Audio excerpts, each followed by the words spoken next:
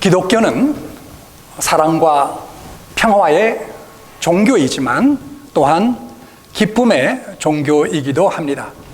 그런데 우리 한국 그리스도인들은 기쁨에 대하여 별로 대수롭게 생각하지 않는 경향이 있습니다. 아마도 문화적인 영향이 아닌가 생각됩니다. 신앙이란 좀 경건하고 엄숙한 면이 있어야 한다라는 편견이 많이 지배하고 있기 때문이 아닌가 또한 생각이 됩니다. 기쁨이란 좀 가벼운 사람들이 갖는 태도라고 보는 과거 양반 제도와 그 문화가 미친 영향도 없지 않아 있는 것 같습니다. 그러나 여러분, 하나님은 기쁨의 하나님이시며 우리 예수님도 기쁨의 주님이십니다. 시편 16편 1절은 주께서 생명의 길로 내게 보이시리니 주의 앞에는 기쁨이 충만하고 주의 우편에는 영원한 즐거움이 있나이다 하였습니다. 이 말씀 속에 주의 앞, 주의 우편, 뭘 뜻하겠습니까? 이것은 시죠. 여러분 성경을 볼 때에 꼭 문자적으로 그렇게만 이해하려고 하면 힘든 부분이 많습니다. 여러 가지 해석의 그러한 방법들이 있지만 우선적으로 중요한 것은 이 글이 시냐, 편지냐, 또 역사냐, 이런 그러한 장르를 우리가 이해하고 성경을 보는 것이 굉장히 중요합니다. 시예요. 시편입니다. 주의 앞에는, 주의 우편에는, 그 말은 우리 하나님의 마음, 우리 하나님의 역점적인 중심적인 마음의 중심 부분은 무엇이냐라는 것입니다. 우리 하나님의 마음의 중심에는 바로 기쁨과 영원한 즐거움, 바로 그것이 있다라는 말씀의 메시지입니다. 그렇습니다. 여러분, 예수님께서도 기쁨을 중요하게 여겼습니다. 그래서 제자들에게 내가 이제 곧 십자가에 달려 죽고 떠나야 될 것이다 라는 것을 이야기하게 됐을 때 제자들이 많은 슬픔과 그리고 우울함 속에 사로잡혔을 때에 예수님께서 저들에게 기쁨으로 충만하기를 말씀하셨고 그리고 그렇게 당부하셨습니다. 요한복음 15장 1절에 보면 내가 이것을 너에게 이름은 내 기쁨이 너희 안에 있어 너희의 기쁨을 충만하게 하려 함이니라 말씀하셨습니다. 여러분, 사실은요, 은혜와 기쁨은 헬라어에 있어서 그 원어가 같습니다. 동일한 원어입니다. 헬라어로 은혜는 카리스라고 하고요, 기쁨은 카라라고 합니다. 동일한 어원에서 시작되는 말들이에요. 바로 주님의 은혜를 받은 사람은 주님의 기쁨을 누리는 성도라는 말입니다. 은혜 받은 확실한 증거 중에 하나는 바로 기쁨이라는 말입니다. 여러분, 은혜를 받으면요, 어떤 상황 속에서도 기쁨과 즐거움이 넘칩니다. 환경에 지배되지 않습니다. 그런데 여러분, 이 세상에는 자기를 기쁘게 하기 위한 사람도 있고 남편을 기쁘게 하기 위하여 전념하는 사람도 있는가 하면 또 어떻게 하면 내 아내를 즐겁게 할까, 기쁘게 할까 골몰이 생각하는 사람도 있습니다. 그러나 성도는 무엇보다도 하나님을 기쁘시게 하는 생활을 견지하여야 합니다. 우리를 기쁨으로 충만하게 하시기를 원하시는 하나님은 또한 우리로부터, 여러분과 저로부터 기쁨을 얻기를 원하시는 하나님이시다라는 사실입니다.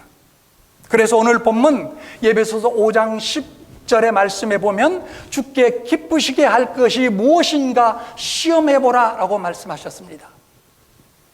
로마서 12장 2절 말씀에도 보면 하나님의 선하시고 기뻐하시고 온전하신 뜻이 무엇인지 분별하도록 하라라고 말씀하셨습니다. 하나님이 선하게 보고 기뻐하실 일이 과연 무엇인가를 매일매일 순간순간 분별하면서 살아가라는 뜻입니다. 여러분, 우리는 남편, 아내, 부모도 물론 기쁘게 해야 하겠지만 무엇보다도 하나님을 제일 기쁘시게 해드려야 할 것입니다. 여러분, 하나님을 기쁘시게 하면 진정한 의미에서 반드시 나도 기쁘고 내 가정도 기쁘게 되어 있습니다. 여기에는 중요한 이유가 있습니다. 제가 대학 시절에 정말 좋아했던 성경 구절 중에 하나가 잠언 16장 7절이었습니다. 사람의 행위가 여호와를 기쁘시게 하면 그 사람의 원수라도 더불어 화목하게 하시느니라. 제가 대학생활 초기에 왜 이 말씀을 좋아했는지 그 동기는 지금 잊어버렸습니다.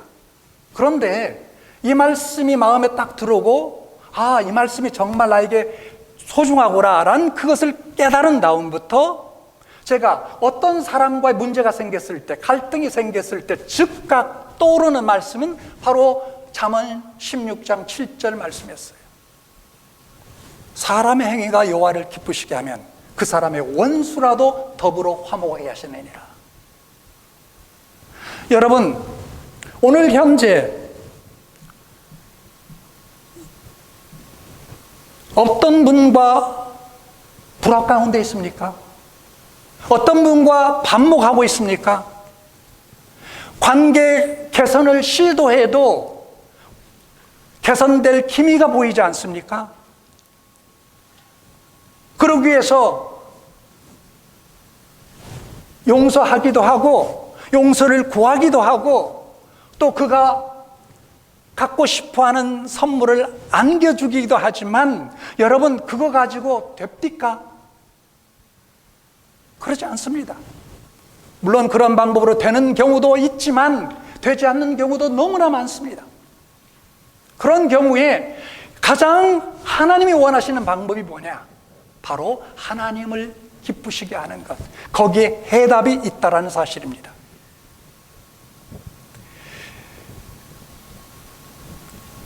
우리는 나에게 기쁜 일이 아니더라도 사람들이 기뻐하지 않는 일이라 할지라도 어떻게 하면 하나님을 기쁘시게 할까 하는데 최선을 다해야 합니다. 그것이 곧 나를 그리고 그를 그리고 모두를 기쁘게 하는 최고의 방법이요 길이기 때문입니다. 그런 면에서 오늘 이 시간 여러분들과 함께 어떻게 그러면 우리가 하나님을 기쁘시게 할까라는 이 주제로 여러분들과 하나님의 말씀을 나누는 가운데 피차 은혜를 얻기를 바랍니다. 첫째로 어떻게 하나님을 기쁘시게 할까? 우리의 믿음이 하나님을 기쁘시게 한다라고 말씀합니다. 히브리서 11장 6절입니다. 믿음이 없이는 기쁘시게 못하나니 하나님께 나가는 자는 반드시 그가 계신 것과 또한 그가 자기를 찾는 자들에게 상 주시는 이심을 믿어야 할지니라. 여러분, 사람들 간에도 의심하고 믿어주지 않는다면 그 이상 답답하고 안타까운 일이 어디 있습니까? 마찬가지로 하나님께서도 당신을 믿어주는 자를 기뻐하십니다. 하나님이 계신 것을 믿고 그의 말씀을 의심 없이 믿고 그리고 기도하는 우리의 기도를 들어주실 것을 믿을 때에 하나님은 기뻐하십니다. 당신의 아들 예수 그리스도가 하나님의 아들이심을 또한 믿고 그가 우리의 죄를 위해서 십자가에 죽으셨다는 것과 그의 십자가의 공로를 통해서 내가 구속받는다는 것과 그리고 그가 부활하시고 장차 재림하실 것을 믿을 때 그 사람은 구원을 받고 하나님의 기뻐하시는 자녀가 되는 것입니다. 창세기 15장 6절 아브라함이 하나님을 믿으니 여호와께서 이를 그의 의로 여기시고 라는 말씀이 있습니다. 여러분, 아브라함이 착한 일을 많이 해서 하나님께서 그를 기뻐하신 것이 아니었습니다. 그가 공로를 많이 쌓기 때문에 아브라함을 하나님께서 의로 그를 여겨주셨던 것이 아니라는 말씀입니다. 하나님은 그의 믿음을 보고 기뻐하셨고 그의 믿음을 보고 그를 의롭다 하시고 받아주신 것입니다. 그리고 믿음의 조상으로 그를 세우셨던 것입니다. 그리고 그의 자손들이 만대로부터 복받고 있는 것입니다. 여러분,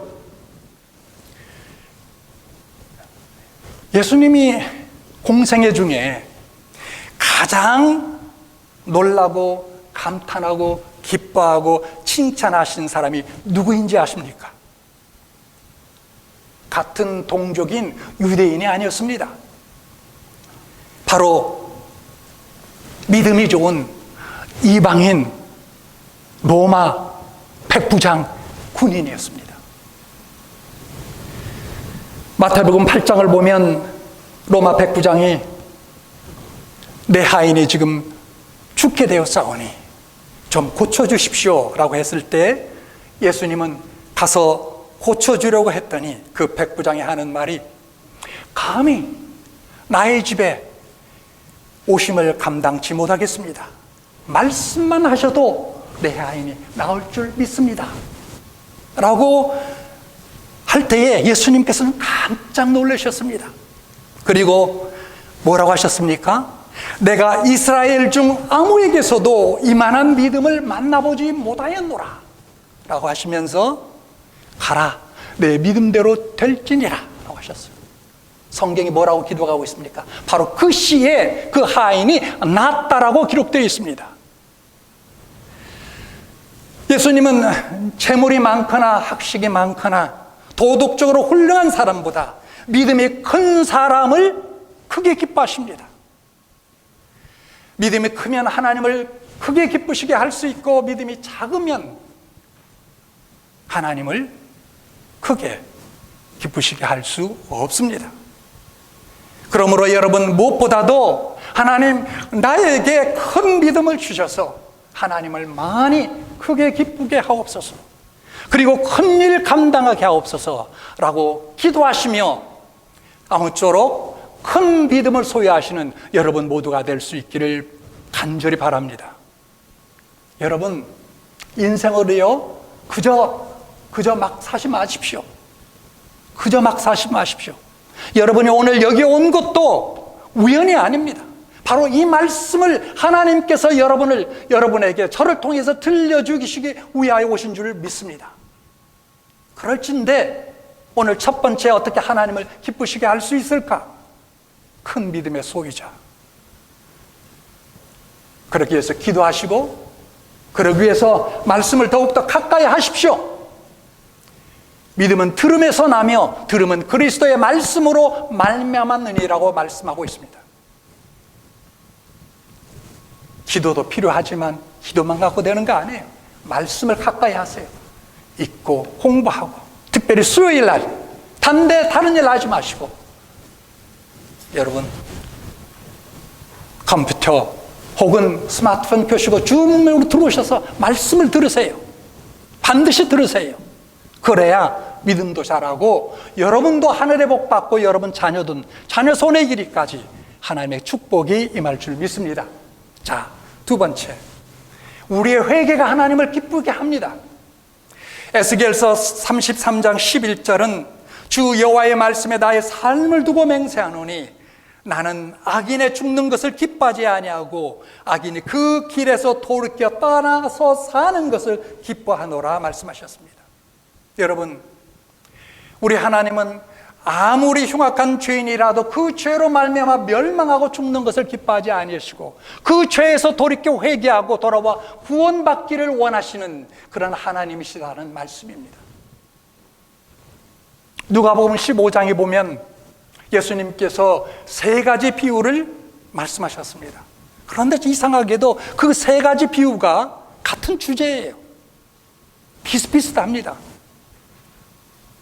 잃어버린 한 마리 양의 비유, 잃어버린 하나의 동전 드라크마, 그리고 집을 나간 탕자 아들, 바로 이 세 가지 비유예요.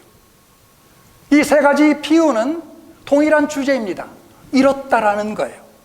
그러나 이 비유의 끝도 동일한 내용을 담고 있습니다. 다 잃었는데 세 비유에서 한 마리 양도 잃었고 하나의 동전도 잃었고 집을 나간 아들도 잃었는데 되찾았다, 돌아왔다라는. 그리고 이 비유의 주인공들은 되찾은 것에 대해서 감당할 수 없는 기쁨과 즐거움을 경험하게 된다는 사실이에요. 무슨 이야기입니까? 우리 죄인 하나하나가 회개하고 돌아오면 하나님께서는 세상의 그 무엇보다도 기뻐하시고 즐거워하신다는 내용입니다. 여러분, 살인감도, 도적질한 자, 장녀라도 회개하고 돌이키면 하나님께는 이보다 더 큰 기쁨, 즐거움이 없다라는 말씀입니다. 따라서 여러분, 회개는 즉시 하고 철저히 하여야 합니다. 살아가다가 잘못된 것이 있으면 곧바로 철저히 회개하고 돌이키십시오. 그것을 우리 하나님은 기뻐하십니다. 어떤 사람은 체면이 없어서 회개하지 못하겠다고 하는 그런 분들도 없지 않아 있습니다. 여러분, 그러나 체면이 없어도 지은 죄 또 짓고 또 짓고 또 짓고 또 회개하기가 부끄러워서 체면이 없어서 그런다 할지라도 회개하면 하나님께서는 기뻐하시고 용서하시고 받아주실 줄 믿습니다. 또 어떤 사람은 자꾸 미루는 사람이 있습니다. 그러나 스펄전 목사님은 말하기를 하나님의 달력은 오늘이요 마귀의 달력은 내일이라고 했습니다. 여러분, 미루거나 변명하지 마십시오. 내 잘못한 것 다른 데로 돌리지 말고 인정하고 회개하고 용서를 구하고 그런 가운데 나가십시오. 우리는 매일매일 살아가다가 잘못하면 즉시 회개하고 돌아서는 여러분이 꼭 되시기를 바랍니다. 우리의 회개가 하나님을 기쁘시게 하고 모두를 사실상 또 기쁘게 하는 것입니다. 우리가 진정으로 원하는 행복을 가져오게 하는 그러한 길이 바로 회개라는 사실을 기억하시는 여러분 될 수 있기를 바랍니다. 자, 셋째로 우리가 말씀에 순종하는 것이 하나님을 또한 기쁘게 합니다. 사무엘상 15장 21절, 사무엘이 가로되 여호와께서 번제와 다른 제사를 그 목소리 순종하는 것을 좋아하심같이 좋아하시겠나이까?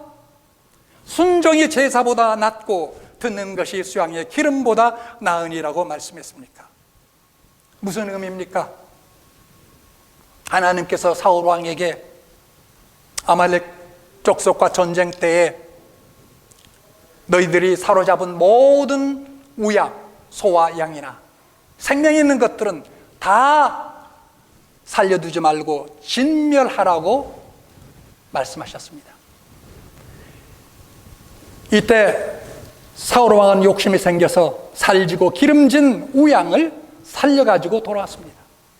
이것을 본 사무엘 선지자가 왜 갖고 왔느냐고 묻자 사울은 뭐라고 대답합니까? 하나님께 제사 드리기 위해서 가지고 왔다라고 이야기합니다. 여러분, 변명이지 않습니까? 그래서 사무엘 선지자가 한 말이 이것입니다. 하나님 말씀에 거여가는 것은, 잘 들어보세요, 점치고 구다는 사술의 죄와 같고 완고해서 제 고집대로 하는 것은 우상하게 절하는 것과 같으니라 말씀했습니다. 여러분, 우리가 하나님의 말씀에 거역하고 불순종하는 것, 하나님께서 얼마나 싫어하시느냐. 사실 마치 내가 점치고 굿하는 그런 사술의 죄와 같고 우상에게 절하는 것처럼 하나님께서는 정말로 싫어한다는 말씀입니다. 그렇다고 본다면 우리는 어떻게 해야 되겠습니까? 하나님 말씀 붙잡고 순종해야 되겠죠. 자, 순종이 안 되면 어떻게 해야 되겠습니까? 아까 좀 전에 말씀대로 회개하면 되겠죠. 그렇죠? 그러면 하나님께서 또 은혜를 주십니다. 이 길, 말씀을 따를 수 있는 능력을 주시는 것입니다. 뭐 한 번에 우리가 다 성인 군자가 되는 거, 천사가 되는 건 아니에요. 하나님께서 우리의 연약함을 아십니다. 내가 자꾸 변명하고 거역하고 불순종하니까 계속 불순종하는 것이죠, 사실. 여러분, 순종하는 자식이 부모를 기쁘게 하는 것처럼 우리의 순종이 하나님을 기쁘시게 하는 거예요. 그러므로 하나님의 말씀을 순종하는 그러한 귀한 성도 여러분 되시기를 꼭 바랍니다. 네 번째, 우리가 공평과 진실을 따라 행하는 것을 또한 하나님은 기뻐하십니다. 잠언 21장 3절은 이렇게 말씀합니다. 의와 공평을 행하는 것은 제사 드리는 것보다 여호와께서 기쁘게 여기시느니라. 우리는 범사에 공평하고 진실해야 되겠습니다. 악한 것은 악하다, 의로운 것은 의롭다라고 해야지 사사로운 감정에 이끌려서 그릇된 것을 옳다 하고 그런 것을 또한 옳다라고 하는 것, 옳은 것을 그르다 하고 또 그런 것을 옳다고 하는 그러한 일은 결코 하나님께서 기뻐하시는 일이 아니다라는 것을 우리가 꼭 기억해야 됩니다. 여러분, 로마 총독 빌라도를 보십시오. 그는 예수님을 재판할 때에 예수님은 분명히 죄가 없는 분임을 그가 알고서도 판단하여 죄인으로 불의한 자로 내어주었고, 그러므로 말미암아 2000년인 동안 오늘날에 이르기까지 수억의 사람들이 사도신경을 읽을 때마다 빌라도에게 고난을 받아 십자가에 못 박아 죽으시고 라고 부르짖는 이 부르짖음을 여러분 어떻게 그가 감당하겠습니까? 지하에, 지옥에서요. 오늘 본문 바로 앞에 8절 9절 말씀에 에베소서 5장 8절 9절입니다. 이렇게 말씀하고 있습니다. 너희가 전에는 어두움이더니 이제는 주 안에서 빛이라. 빛의 자녀들처럼 행하라. 빛의 열매는 모든 착함과 의로움과 진실함에 있느니라 라고 말씀합니다.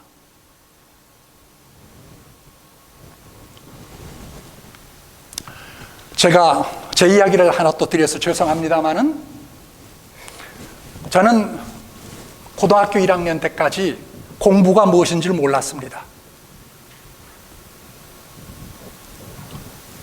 학교 갔다 와서 숙제가 뭔지를 몰랐습니다. 그런데 고등학교 1학년쯤 됐을 때 교회에서 은혜를 받았던 것 같아요. 부흥회를 통해서. 그래서 이제 공부 좀 해봐야 되겠다는 정신이 번쩍 들었던 것 같아요. 그래서 공부를 이제 열심히 했습니다. 열심히 했더니 그 결과로 성적이 쑥쑥 올라가요. 올라가는데 이 올라가는 것이 제가 다녔던 고등학교에 한 400명쯤, 전체가 한 400명 이렇게 되는 것 같았는데, 시험 한 번 볼 때마다, 월말고사 한 번 볼 때마다 막 퍽퍽 뛰는 거예요. 그런데 한 학기쯤 됐을 때 벌써 이제 고지가 눈에 보이는 거예요. 고지가요, 바로. 근데 조금만 더 하면은 이제 내가 내 반에서 탑이 될 수도 있겠구나 라고 생각이 드는데, 제가 놀라운 것을 발견했습니다. 소위 1등, 2등 하는 애들을 보니까 뭔가 수상한 짓을 해요. 소위 말해서 우리 한국말로 뭐라고 합니까? 그걸 영어로 치팅이라고 하는데, 그때 금방 잊어버렸는데 제가 컨닝이라고 하죠. 컨닝, 그렇죠? 컨닝들을 하는데 이 색상에다 막 새까맣게 적어놓은 거예요. 그리고 끝나면 막 그걸 지워요. 또 저는 처음에 그걸 몰랐습니다. 그리고 또 보니까 시험 시간에 이렇게 보니까 발로 막 책장을 넘기는 거예요. 책을 밑에다 놓고 막 발가락으로 책을 넘겨요. 책장을. 그걸 보면서 충격을 받았습니다. 야, 내가 1등하기 위해서 저렇게 해서는 안 되겠구나. 어떻게 하나님의 은혜를 받았다는 사람이 저렇게 해서 내가 1등하면 되겠냐? 이런 어떤 뭐라고 할까요? 거룩한 오기라고 할까요? 이런 것이 들려오는 거예요. 내 마음속에 들어오는 거예요. 그래서 전혀 그런 것 없이 정말 하나님 앞에 솔직하게 여러분한테 이야기합니다. 전혀 그런 것 없이 공부에 저는 집중했습니다. 아닌 게 아니라 하나님께서 저에게 은혜를 주셨어요. 그리고 놀라운 사실은 그것이 내 인생을 살아오면서 가장 하나님께서 제게 깨우쳐 주신 은혜 가운데 하나라는 것을 제가 발견하게 됐습니다. 인간적인 방법을 통해서 남보다 앞서려는 이 노력, 이 행위, 이것은 결코 하나님께서 기뻐하시는 것이 아니다. 이것은 결코 복받은 일이 아니다라는 것을 제가 알게 됐습니다. 여러분, 비즈니스 하는 가운데 여러분 쉬운 방법이 있을 것입니다. 그것은 제가 말하지 않더라도 여러분 다 아실 거예요. 그러나 택하지 마십시오. 그 길 걷지 마십시오. 그 길 걷게 되면 여러분 하나님이 함께하지 않으실 뿐만 아니라 뒷문이 열려서 다 결국 빠져나가게 되어 있습니다. 빠져나갑니다. 그리고 마음이 공허해집니다.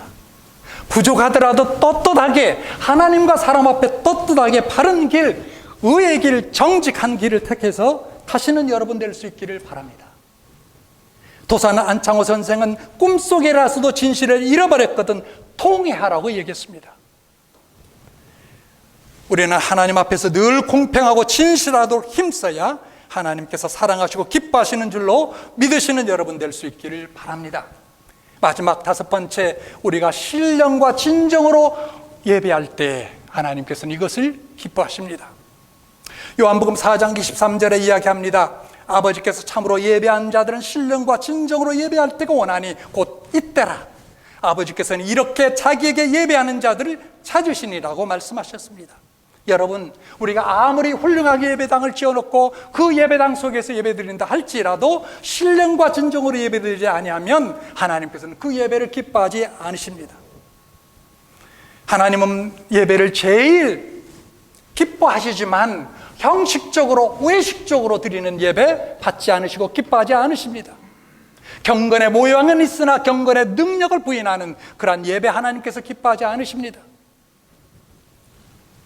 찬송이나 기도나 헌금이나 모든 것을 신령과 진정으로 드리는 예배를 받으신 줄로 믿습니다. 그러므로 여러분, 신령과 진정으로 예배를 드려야겠습니다. 사무엘사 4장에 나오는 제사장 엘리를 보십시오. 그의 아들 홈리와 비나스가 제사를 업신여기다가 전장터에 나가서 전사하고 말았습니다. 하나님께 드리는 제사를 업신여기고 온갖 망나니 짓을 다하는 이 두 아들을 막지 못한 제사장 엘리, 그 두 아들의 전사 소식을 듣고 하나님의 법궤가 블레셋 사람 족속에 뺏겼다는 소식을 전해 듣고 그 자리에서 쓰러져 목이 부러져 죽고 말았습니다. 이 가정의 비극이 시발이 뭐였습니까? 예배를 업신여긴 데서부터 시작됐다는 거예요. 반대로 다윗은 그도 인간인지라 하나님 앞에 범죄하는 때가 있었습니다. 교만이 들어왔습니다. 나라가 창대해지니까 하나님 앞에 교만해가지고 인구조사를 명령했습니다. 내 시야에, 내 수하에 인구가 얼마나 많은가를 조사시켰습니다. 하나님께서 그를 보시고 그를 징계하기로 작정하셨습니다. 하나님의 징계가 임하자 그는 무릎 꿇고 하나님 앞에 회개합니다. 그런 가운데 그것뿐만 아니라 하나님 앞에 정성과 뜻을 다하여 하나님 앞에 제사를 예배를 드립니다. 그러므로 말미암아 그 땅에 임했던 온역이, 전염병이 스탑되고 떠난 것을 보게 됩니다. 여러분, 골로새서 3장 23절에 보면 무슨 일을 하든지 마음을 다하여 주께 하듯 하고 사람에게 하듯 하지 말라라고 기록되어 있습니다. 우리가 무엇을 하든지 하나님을 기쁘시게 해드리는 자세로 하라는 것입니다. 예배를 드려도 어떻게 하면 하나님께서 참으로 기뻐하시는 예배를 드릴 수 있을까? 찬양을 할 때에도 어떻게 하면 하나님께 아름다운 찬양을 드려 기쁘시게 할까? 봉사를 하여도 어떻게 하면 온전한 봉사가 되어 하나님 앞에 기쁨이 될까? 여러분, 한번 정말 그렇게 해보세요. 정말 한번 해보세요. 그러면 제가 개런티합니다. 만약에 뭔가 새로운 역사가 일어나지 않는다면 저한테 따지세요. 저를 수하려면 해보세요.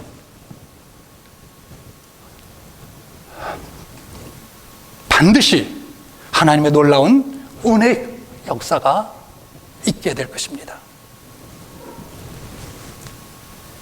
무슨 일을 하든지 마음을 다하여 죽게 하듯 하고 사람에게 하듯 하지 말라.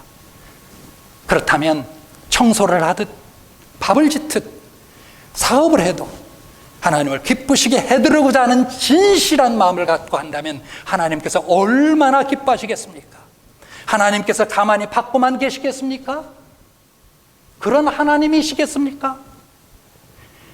우리에게 어떻게든 복을 안겨주기를 원하시는 그러한 분이실 텐데 우리의 범사에 하나님께서 필요한 놀라운 은혜들을 넘치게 부어주실 줄 믿습니다. 무엇을 하든지 하나님의 기쁨이 되는 성도가 되시기를 바랍니다. 아무쪼록 오늘 드린 이 5가지 하나님을 기쁘시게 하는 일들을 꼭 기억하시고 하나씩 실천해 나가 하나님께서 여러분들에게 놀라운 인정과 칭찬과 상급과 영원한 신령한 하늘나라의 복으로 받게 되는 여러분 모두가 될 수 있기를 주님의 이름으로 간절히 축원합니다. 기도하겠습니다.